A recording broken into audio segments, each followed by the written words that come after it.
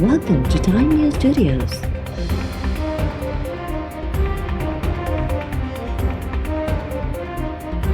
You are watching 4 p.m. Bulletin.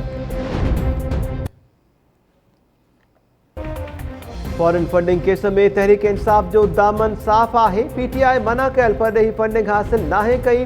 लिकाइण लाइ कुझु नाहे। अपोज़िशन ॿियनि लाइ खोटियल खॾ में पाण किरी पई। वज़ीर आज़म इमरान ख़ान पार्टी अॻवाननि ऐं हुकूमती तर्जुमाननि जे इजलास दौरान परॾेही फंडिंग केस में अपोज़िशन खे टफ टाइम ॾियण जी हिदायत करे छॾी। इमरान ख़ान चयो आहे त ब्रॉडशीट जी मुकमल जांच कई वेंदी।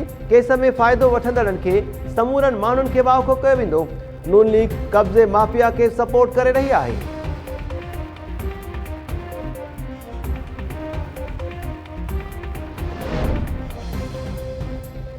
हुकूमत ॻाल्हियुनि लाइ राब्ता करे रही आहे पर असां एनआरओ न ॾींदासीं। बिलावल भुट्टो ज़रदारी बेएतमादी रिथ वारी तजवीज़ पीडीएम अॻियां पेश कंदो त सलाह मशवरा कंदासीं। नवाज़ लीग जी मरकज़ी नायब सदर मरियम नवाज़ चयो आहे त मुल्क में बदतरीन हुक्मरानी जो रोज़ानो नओं तूफ़ान बर्पा थींदो आहे। पीटीआई हुकूमत जी कारकर्दगी अवाम ॾिसी चुको। जाली हुक्मराननि मां जान छॾाइण अणटर बणिजी वियो। इस्लामाबाद में मरियम नवाज़ जी सदारत हेठि नवाज़ लीग जी पार्लियामानी पार्टीअ जे इजलास दौरान सियासी सूरतहाल ते सलाह मशवरा। मरियम नवाज़ तरफ़ां पार्टी अॻवाननि खे नवाज़ शरीफ़ जे न्यापे खां आगाह कयो पियो वञे।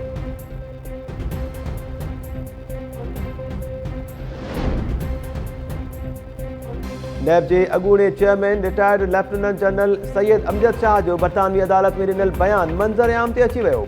अॻूणे नैब चेयरमैन चयो आहे त ब्रॉडशीट पाकिस्तान में लुटियल नाणो वापसि कराइण लाइ कुझु नाहे कयो।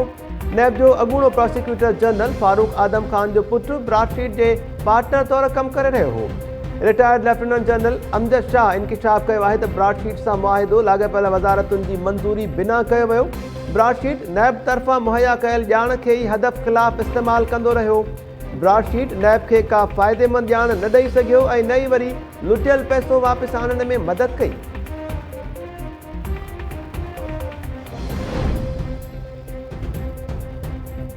अमेरिकी सहाफ़ी डेनियल पर्ल जे क़त्ल केस में गिरफ़्तार जवाबदार अहमद उमर शेख जा जेल में बि दहशतगर्दनि सां राब्ता हुजण जो इंकिशाफ़। सुप्रीम कोर्ट में डेनियल पर्ल केस ते ॿुधणीअ दौरान एजी सिंध सूबाई हुकूमत जी नाकामीअ जो एतराफ़ करे वरितो।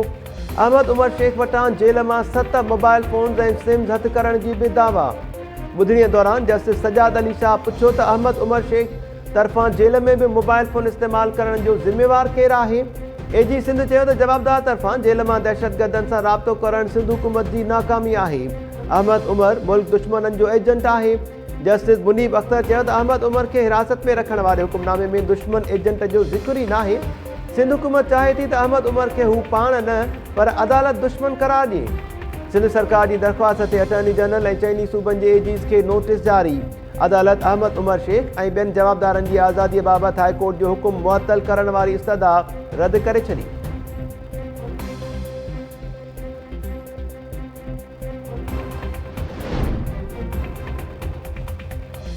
सिंध सरकार सेनेट इलेक्शन ओपन बैलेट ज़रिए कराइण जी मुखालफ़त करे छॾी। सेनेट इलेक्शन बाबति सदारती रेफरेंस ते सुप्रीम कोर्ट में जवाब जमा। सिंध सरकार पंहिंजे जवाब में मौक़िफ़ इख्तियार कयो आहे त सदारती रेफरेंस सियासी मसलिहतुनि तहत दाख़िल कयो वियो। रेफरेंस में को बि कानूनी सवाल न उथारियो वियो आहे। सुप्रीम कोर्ट सेनेट इलेक्शन बाबति सदारती रेफरेंस ते पंहिंजी राय ॾियण खां इनकार करे। सेनेट चूंडूं आइन तहत थींदियूं आहिनि। इलेक्शन एक्ट 2017 में चूंडुनि जो रुगो तरीक़ेकार वाज़े थियल आहे। सेनेट चूंडुनि ते आइन जो आर्टिकल 266 लागू थिए थो।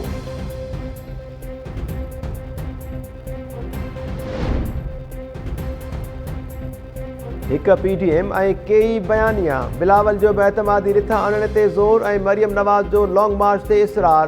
पीडीएम में डफेड़ जो वाज़े सबूत आहे। वफ़ाक़ी वज़ीर शिबली फराज़ पीडीएम ते तनक़ीद कंदे चयो आहे त शाहराउनि ते माण्हुनि खे गुमराह करण लाइ निकिता हुआ पर अवाम पारां रद्द करण ते असेंबलीज़ जो रुख़ कयो अथऊं।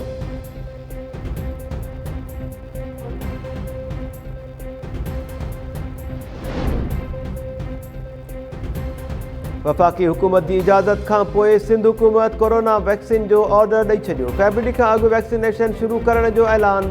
सिहत खाते चयो आहे त 1 फरवरी ते कोरोना वैक्सीन मिली वेंदी। पहिरें मरहले में हेल्थ वर्कर्स खे वैक्सीन लॻाई वेंदी।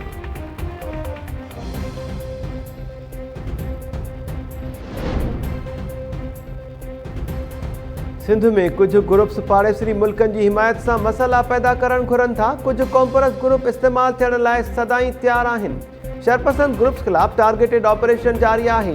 कानून लागू कंदड़ इदारनि जी मॉनिटरिंग ऐं कोऑर्डिनेशन सां हालतूं कंट्रोल में आहिनि। वॾे वज़ीर मुराद अली शाह जी सरबराही में एपेक्स कमेटीअ जे इजलास खे आगाही। इजलास खे ख़िताब कंदे वॾे वज़ीर चयो आहे त एपेक्स कमेटीअ जे फ़ैसिलनि सां बहितर नतीजा मिलिया आहिनि। सूबे में अमन अमान लाइ कानून लागू कंदड़ इदारनि वॾियूं क़ुर्बानियूं ॾिनियूं आहिनि।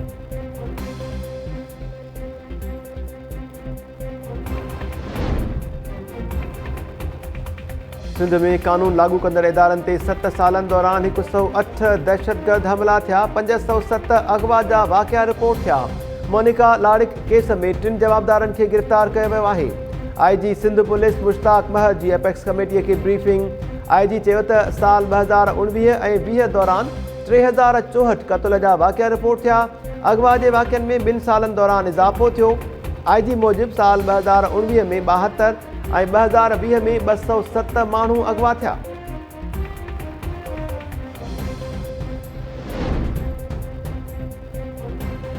सिंध मदरसतुल इस्लाम जे बानी हसन अली आफंदी जे पोटे ज़ैन आफंदी जे क़त्ल केस में अहम अॻ भराई। पुलिस ज़ैन आफंदी क़त्ल केस में गिरफ़्तार सोनारे कामरान खे कराची जी मक़ामी अदालत आॾो पेश करे छॾियो। जवाबदार दुर मोहम्मद, इमरान, फैज़ान ऐं रहमतुल्लाह बि पेश। अदालत गिरफ़्तार सोनारे खे 2 ॾींहनि जे जिस्मानी रिमांड ते पुलिस हवाले करे छॾियो। चइनि जवाबदारनि जे जिस्मानी रिमांड में बि 2 ॾींहनि जी बाध। पुलिस जो चवणु आहे त ज़ैन आफंदी जे घर मां फुरथियल सोन कामरान नाले सोनारे खे विकिरो कयो वियो हो। जवाबदारनि जी निशानदहीअ ते सोनारे खे गिरफ़्तार कयो। जवाबदारनि वटां अहम शाहिदियूं मिलियूं आहिनि। अदालत पुलिस खे ईंदड़ ॿुधणीअ ते अॻ भराई रिपोर्ट पेश करण जी हिदायत करे छॾी।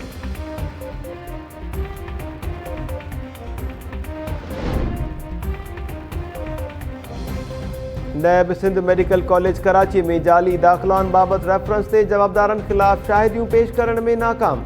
कराचीअ जी एहतिसाब अदालत 4 सालनि खां पोइ 7 जवाबदारनि खे आजो करार ॾेई छॾियो।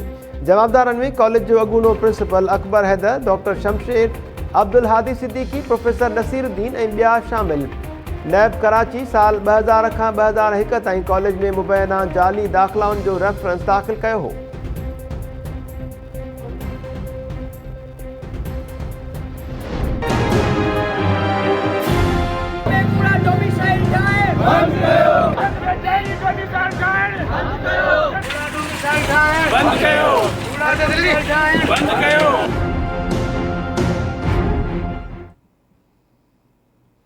सिंध जी मेडिकल कॉलेज में मक़ामी शागिर्दनि बदिरां ॿियनि सूबनि जे शागिर्दनि खे दाख़िला ॾियण लाइ जाली डोमिसाइल ठाहिण जो सिलसिलो जारी।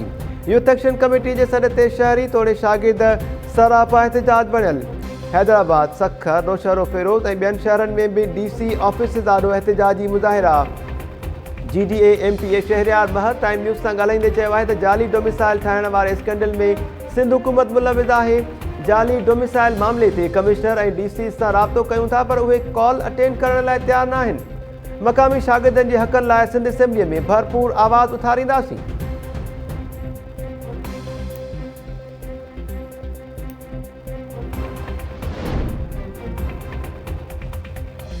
खैरपुर जी दहशतगर्दी टोड़ अदालत मासूम मोनिका लाड़िक क़त्ल केस जे मुख्य जवाबदार अब्दुल्ला खे वधीक 7 ॾींहनि जे जिस्मानी रिमांड ते पुलिस हवाले करे छॾियो।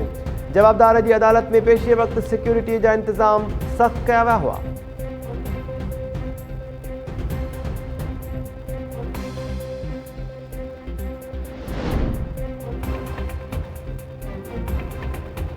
जेकॾहिं मलीर नदीअ में गटरनि जे पाणीअ सां भाॼियूं पोखिजनि पयूं त इहो सभिनी लाइ नुक़सानकार आहे। फूड कंट्रोल अथॉरिटी समेत ॿिया इदारा ज़िमेवारी पूरी न पिया कनि। सिंध हाई कोर्ट मलीर नदीअ में गटरनि जे पाणी सां भाॼियूं पोखींदड़नि ख़िलाफ़ कार्रवाई जो हुकुम ॾेई छॾियो। ॿुधणीअ दौरान फूड कंट्रोल अथॉरिटी ऐं ज़राअत खाते जी इख़्तियारनि ॿुधायो त मामले जी जांच लाइ कमेटी जोड़ी वई आहे। भाॼियुनि जे नमूननि बाबति लेबोरेटरीअ जी रिपोर्ट बि जल्द अची वेंदी। अदालत सेक्रेटरी ज़राअत, फूड कंट्रोल अथॉरिटी ऐं ॿियनि इख़्तियारनि खां 17 फरवरी ताईं हतमी जवाब तलब करे वरितो।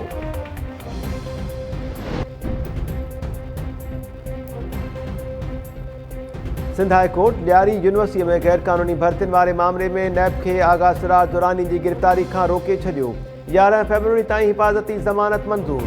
सिंध हाई कोर्ट में पेशी बाद आगा सिराज दुरानी चयो त बेरोज़गार माण्हू असां वटि नौकरीअ लाइ ईंदा आहिनि त सिफ़ारिश करे छॾींदा आहियूं। पहिरियां बि नैब केसिस खे मुंहुं ॾेई रहिया आहियूं। मुंहिंजी फैमिलीअ जो सियासत सां वास्तो नाहे, नैब केसिस खे मुंहुं ॾींदासीं।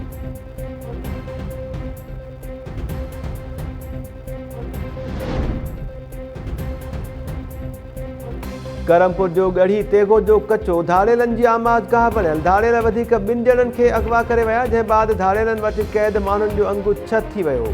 धाड़ेलनि रोहड़ी वासी ट्रक ड्राइवर यासीन शेख ऐं शिकारपुर वासी क्लीनर हनीफ मलिक जी वीडियो जारी करे छॾी। वीडियो में मुगवी यासीन शेख चई रहियो आहे त धाड़ेल चवनि था त SSP अमजद शेख संदन नंग छॾे त हू असांखे आज़ादु कंदा।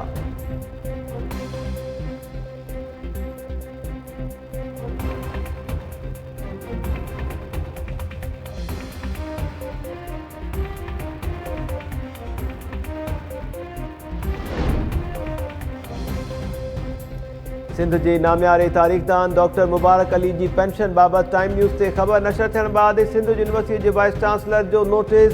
डॉक्टर मुबारक अली मूजिबि BC सिद्दीक़ कल्होड़े वक़्तसिर पेंशन जारी करण जी ख़ातिरी कराई आहे। उमीद त PhD अलाउंस बि ॾिनो वेंदो। आवाज़ उथारण ते टाइम न्यूज़ जा थोरा।